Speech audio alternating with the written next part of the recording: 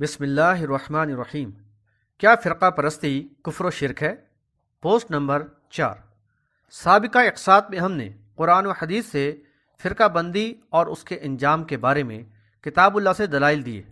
اب ہم ایک اور بات کا ذکر کرنا چاہیں گے جس سے لوگوں کو گمراہ کیا جاتا ہے کہ اللہ تعالیٰ نے مسلم جو نام رکھا ہے اس کے معنی فرما بردار ہوتے ہیں، اور ہم اس کے فرما بردار ہیں، لیکن ہماری پہچان اہل حدیث یا کچھ اور ہے، اور یہ اس وجہ سے ہے کہ اس قوم میں کفر و شرک آ چکا ہے، تو ہم کیسے پہچانے جائیں گے؟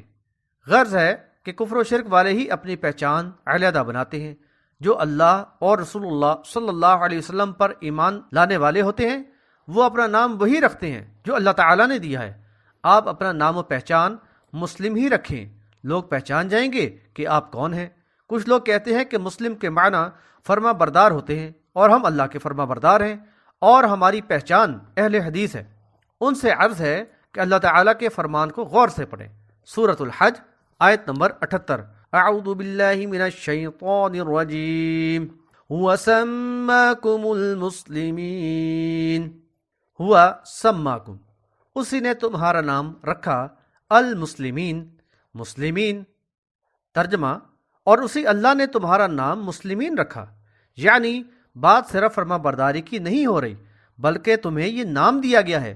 سو واضح ہوا کہ یہ ایک دینی نام ہے، جس طرح کسی شخص کا ذاتی نام ہوتا ہے جس سے وہ پہچانا جاتا ہے، بالکل اسی طرح اللہ اور رسول اللہ محمد صلی اللہ علیہ وسلم پر ایمان رکھنے والے کا دینی نام مسلم ہے۔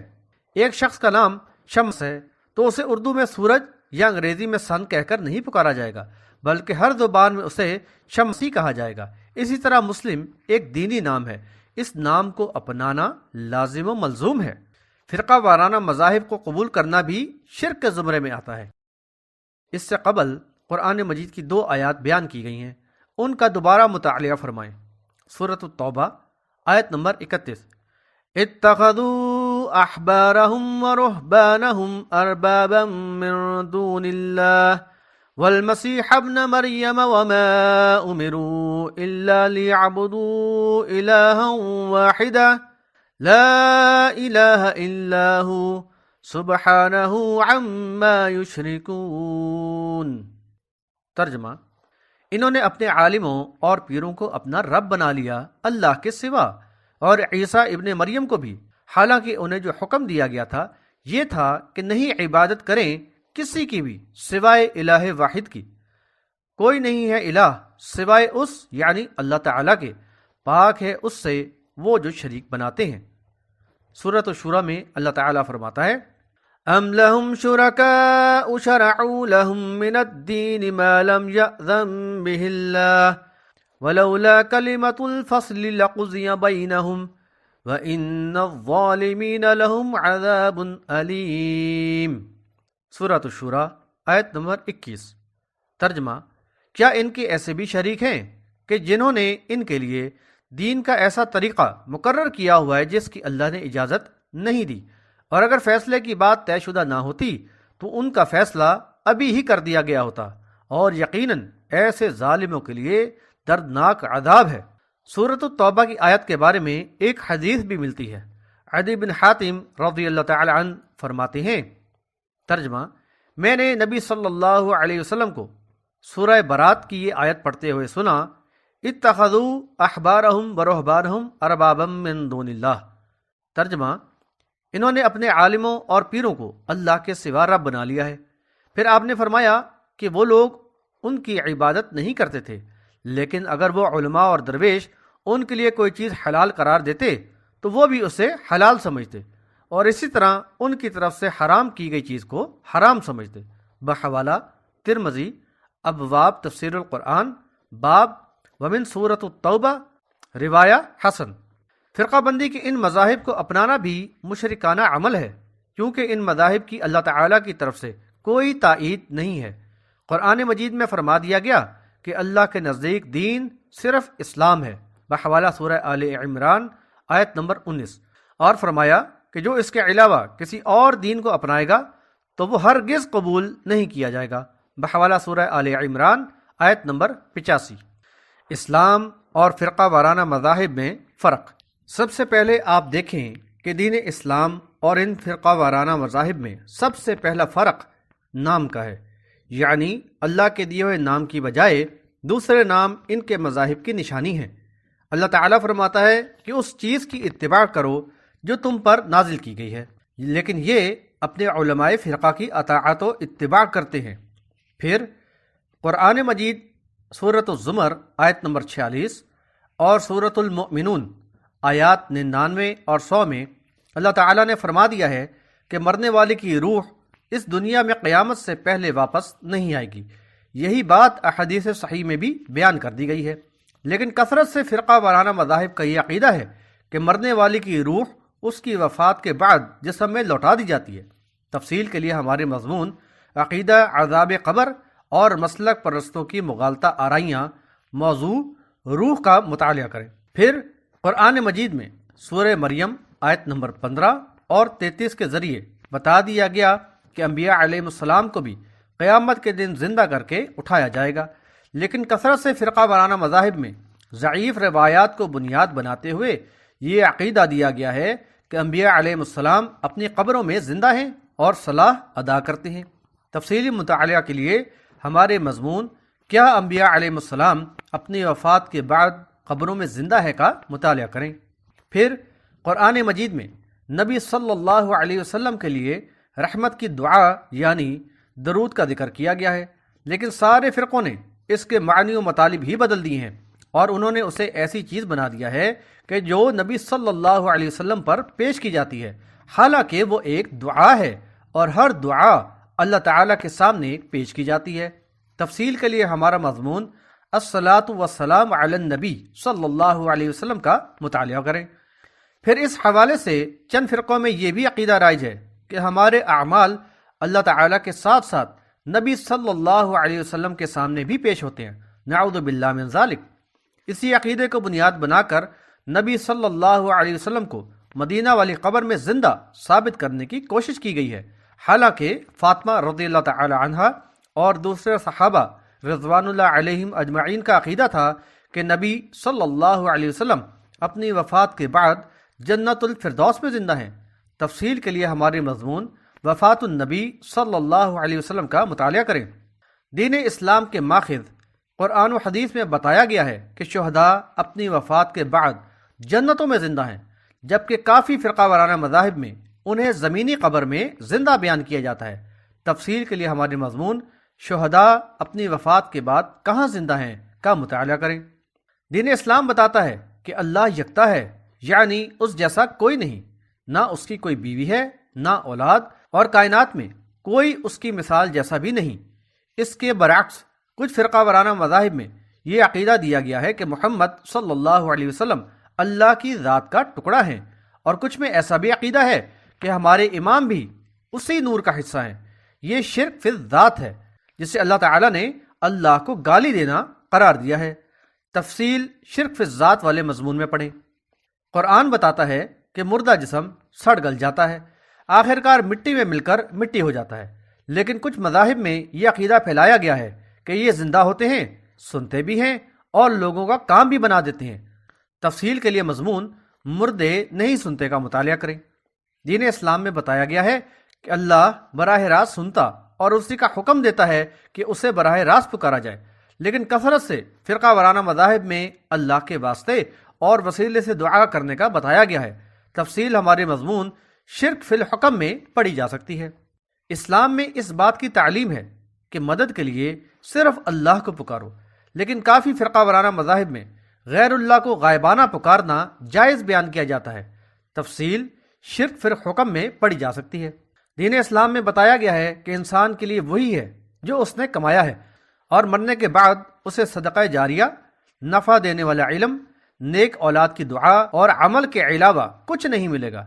اس کے برعکس فرقہ وارانہ مذاہب میں عقیدہ ایصال ثواب بیان کیا جاتا ہے کہ ایک کا ثواب دوسرے کو بخشا جا سکتا ہے۔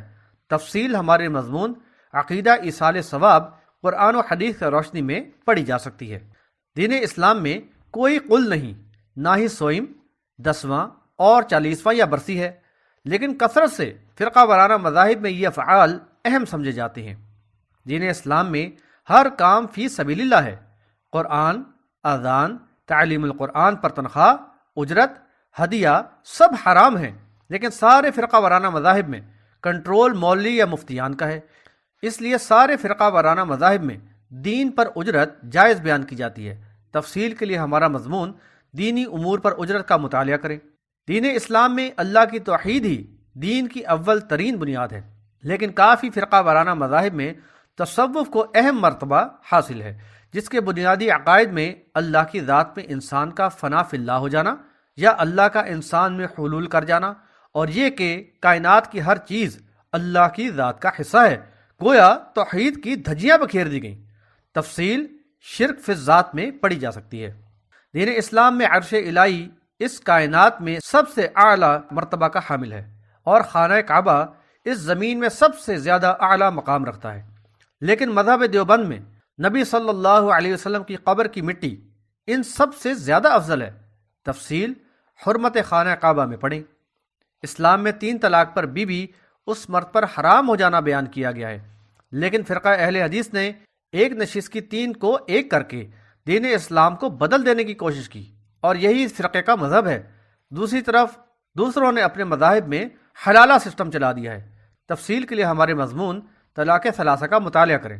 ماتم، سینہ کوبی، نحوہ کرنے والے کا نبی صلی اللہ علیہ وسلم سے کوئی تعلق نہیں بحکم احادیث، لیکن شیعہ مذہب میں یہ عین ثواب سمجھا جاتا ہے۔ دین اسلام میں غیر اللہ یعنی اللہ کے علاوہ کسی دوسرے کے نام کی قربانی، نظر و نیاز حرام قرار دی گئی ہے، لیکن کافی فرقوں کے مذہب میں یہ انتہائی متبرک سمجھی اور کھائی جاتی ہے۔ تفصیل شرک فی الحکم میں پڑھی جا سکتی ہے۔ عالم الغیب یعنی نہ نظر آنے والی چیزوں یا مستقبل کا علم رکھنا صرف اللہ تعالیٰ کی صفت ہے، لیکن کافی فرقہ وارانہ مذاہب میں انبیاء علیہ السلام اور خاص کر نبی صلی اللہ علیہ وسلم کو بھی عالم الغیب سمجھا جاتا ہے۔ 1-2 فرقوں میں تو آج کے ان دھڑنگ پیروں اور دیگر افراد وغیرہ کو بھی عالم الغیب سمجھا جاتا ہے۔ تفصیل مضمون کیا اللہ کے علاوہ کسی اور کو عالم الغیب سمجھنا شرک ہے، ملاحظہ فرمائیں۔ دین اسلام میں نبی صلی اللہ علیہ وسلم نے قبر پر عبادت گاہ بنانے والوں پر اللہ تعالیٰ کی لعنت کا ذکر فرمایا اور اپنی امت کو اس فعل سے منع فرمایا، لیکن فرقہ وارانہ مذاہب میں روضہ اور مزار کو بڑی اہمیت حاصل ہے۔ رسول اللہ صلی اللہ علیہ وسلم نے قبر کو زمین کے برابر رکھنے کا حکم دیا۔ تمام فرقہ وارانہ مذاہب میں الا ماشاء اللہ یہ کام عام ہے۔ تفصیل کے لیے ہمارے مضمون قبر پرستی کا شرک کا مطالعہ کریں۔ مختلف فرقوں کے علماء اور پیروں نے اس امت کو تعویذ کے شرک میں لگا دیا ہے کہ جو اسلام کے خلاف ہے۔ تفصیلی مطالعے کے لیے ہمارے مضمون کیا تعویذ شرک ہے کا مطالعہ کریں۔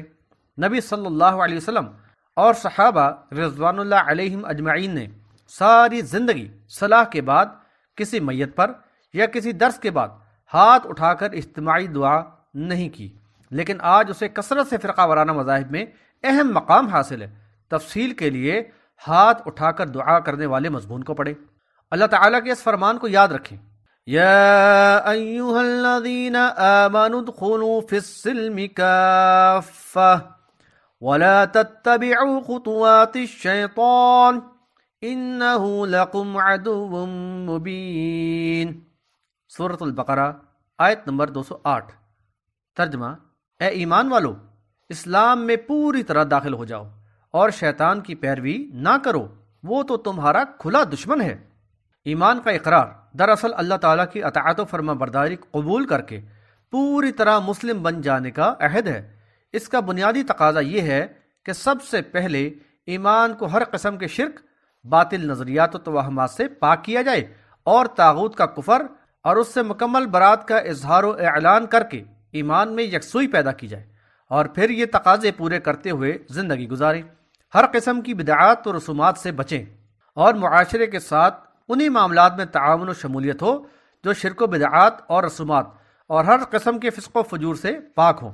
ایسا نہ ہو کہ قرآن کی کچھ باتوں پر ایمان لے آئے اور کچھ کا انکار کر دیا، جیسے اللہ تعالیٰ نے سورۃ البقرہ آیت نمبر 85 میں فرمایا، افتؤمنون ببعض الكتاب وتکفرون ببعض فما جزاء من يفعل ذلك منكم إلا خزي في الحياة الدنيا وَيَوْمَ الْقِيَامَةِ يُرَدُّونَ إِلَىٰ أَشَدِّ الْعَذَابِ وَمَا اللَّهُ بِغَافِلٍ عَمَّا تَعْمَلُونَ۔ ترجمہ: تو کیا تم کتاب کی بعض باتوں کو مانتے ہو اور بعض کا کفر کرتے ہو؟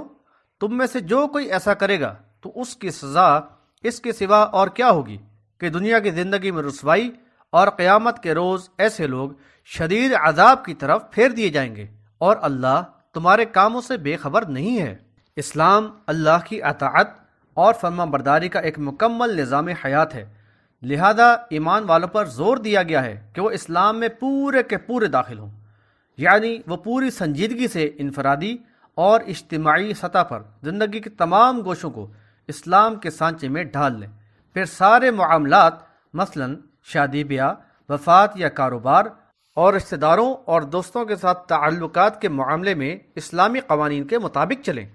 شریعت کے نفاذ میں کوئی دباؤ قبول نہ کیا جائے، اور نہ دوست احباب اور رشتہ داروں کو خوش کرنے کے لیے معاشرتی معاملات میں یا دنیاوی مفادات کی خاطر بعض شرعی حدود و قیود اور اللہ اور اس کے رسول صلی اللہ علیہ وسلم کے احکامات سے بے اعتنائی برتی جائے۔ سورۃ المائدہ آیت نمبر 3 میں اللہ تعالیٰ نے فرمایا: اليوم اکملت لکم دینکم واتممت علیکم نعمتی ورضیت لکم الاسلام دینا۔ ترجمہ: آج کے دن میں نے تمہارا دین تمہارے لیے مکمل کر دیا اور تم پر اپنی نعمت پوری کر دی، اور تمہارے لیے دین اسلام کو پسند کیا، یعنی وہ دین اسلام جو کہ رسول اللہ صلی اللہ علیہ وسلم لے کر آئے تھے، وہ اللہ تعالیٰ نے مکمل کر دیا۔ اب نہ کوئی چیز اس میں داخل ہو سکتی ہے اور نہ ہی کوئی چیز اس سے کم ہو سکتی ہے۔ اسی دین اسلام کے لیے فرمایا گیا کہ تم پورے کے پورے اس میں داخل ہو جاؤ، یعنی اب کوئی بھی معاملہ ہوگا تمہیں صرف وہی اپنانا اور اس کے مطابق عمل کرنا ہوگا۔ اب اس میں کسی اور مذہب کی شراکت داری نہیں ہوگی۔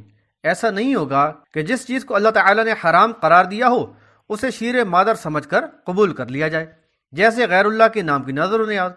اللہ تعالیٰ فرمائے کہ مرنے والے کی روح قیامت سے قبل اس دنیا اور جسم میں نہیں لوٹائی جائے گی، لیکن فرقہ برندی کے مذاہب کے تحت قبول کر لیا جائے کہ روح لوٹا دی جاتی ہے۔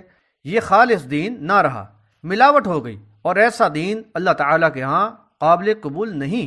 جیسے سورہ آل عمران آیت نمبر 85 میں اللہ تعالیٰ نے فرمایا: وَمَن يَبْتَغِ غَيْرَ الْإِسْلَامِ دِينًا فَلَن يُقْبَلَ مِنْهُ وَهُوَ فِي الْآخِرَةِ مِنَ الْخَاسِرِينَ۔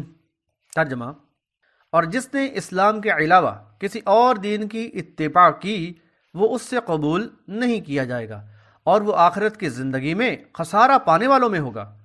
لہذا سورہ شورى آیت نمبر 21 کو ایک مرتبہ پھر پڑھ لیں: ام لہم شرکاء شرعوا لہم من الدین ما لم یأذن بہ اللہ ولولا کلمۃ الفصل لقضی بینہم وَإِنَّ الظَّالِمِينَ لَهُمْ عَذَابٌ أَلِيمٌ۔ ترجمہ: کیا ان کے ایسے بھی شریک ہیں کہ جنہوں نے ان کے لیے دین کا ایسا طریقہ مقرر کیا ہو کہ جس کی اللہ نے اجازت نہیں دی، اور اگر فیصلے کی بات طے شدہ نہ ہوتی تو ان کا فیصلہ ابھی ہی کر دیا گیا ہوتا، اور یقیناً ایسے ظالموں کے لیے دردناک عذاب ہے۔